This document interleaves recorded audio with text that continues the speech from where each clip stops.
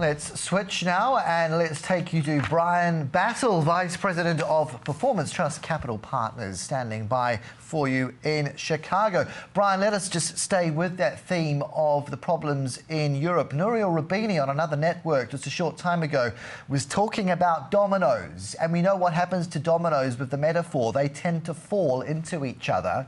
What are you seeing with this crisis now unfolding on sovereign debt? Right. I like how you said the heebie-jeebies, because I think that's what everyone's feeling is they know something's coming. There's going to be resolution. This has taken weeks and weeks, and it looks like we're finally getting to the crisis point. The EU has to make a decision. Remember, the EU is a political thing. They put it together. And right now, the economic stresses are trying to pull it apart. So is there enough political power? Does Germany and France and the other strong states in the EU have enough political power to make those donations, to make the weaker states stand up? There's some talk that the EU won't be able to survive this because Germany has to put money up to save Greece. Then if they do that, they're going to have to save Spain. Then they're going to have to save Portugal. And the German taxpayers might not put up with that. So there's two measurements, the economic measurement and the political measurement. That is that's driving our markets higher here in the States. We're feeling better because that doesn't affect us as directly. We're seen as safe haven, and we've had a bid in the market here for 2 days. What are you hearing with that situation when it comes to the German sense of, well, we are having to bail out those who were kind of just free and easy? There's been some court action. Is that likely to get over the line, or how does this one develop? I think, well, you know, we're prognosticating, you know, because one of the hardest things, you can measure interest rate risk, you can measure credit risk, but political risk is a measurement that's really difficult to put your hands on, especially at this distance. It seems to me that it's going to be a really hard sell to tell the German taxpayers they're going to take their money and send it to Greece because the Greece were free and easy and they were spending it like crazy and really weren't keeping very good track of it. So this could cause a schism in the EU. Either they'll kick Greece out or Germany might give up. It's a very difficult statement to say. I don't say it lightly, but it might be the end of the EU as an economic unit.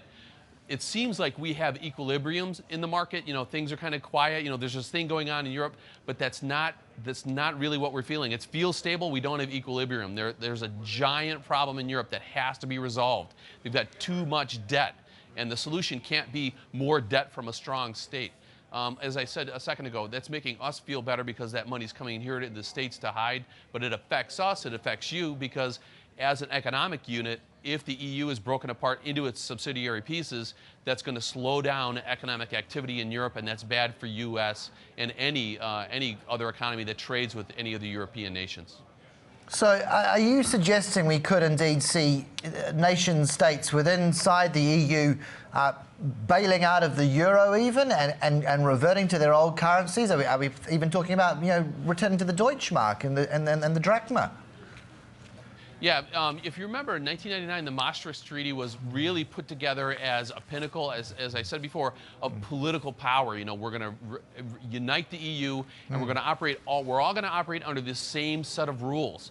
And some members haven't been behaving; they're not operating under those rules. So either they're going to, Greece probably has to be kicked out, because the only way Greece is ever going to get back on its feet is to devalue its currency and work its way out, to inflict pain on its creditors. That's how you normally do it if you have your own currency. Since they share a currency, they can't do that right now. So the solution for Greece has to be either they're out, or the Germans are just going to have to, or the Germans and the French are going to have to start bailing everybody out. All right, Brian. It's a bold statement. I know what I just said. No, of course it is. It's provocative, but we like you putting your head above the parapet. Yeah. And I want to try and get a link briefly, finally, into the financial reforms in the US, because you have said things are on a knife edge, but all the talk we hear is that it's just going to be when, not if now. It's just a bit of a political dance. Republicans want more, want to extract more concessions. How's it playing out? Right. The bill is very close to passing. The Democrats, who are in power with Obama, really want to pass financial reform. They really want to get something done to look like they're being tough on Wall Street. The Republicans also, as a minority party, want to vote for something. They can't just be the party of obstruction. But they're holding out because there's a problem with how derivatives are being treated. The majority party sort of just wants to get rid of derivatives and outlaw them. the minority party, the Republican Party, really wants to make an exception that derivatives are okay in certain uses. Yeah. So that's right where we're at. As soon as that gets taken care of, it looks like something is going to happen. I don't know if it's going to solve anything, but legislation will pass that reforms the financial markets, and a great cry will be heard in Washington that they've done something, and we'll just have to see what comes out the other end, because the deal making is on right now. We know so that it is coming soon. It's coming, but it's interesting because key people like Larry Summers are still around, and they were there under Clinton's watch, and they said, no worries, take a softly approach. Wonder whether Larry's changed his tune. Time will tell, Brian. Appreciate it.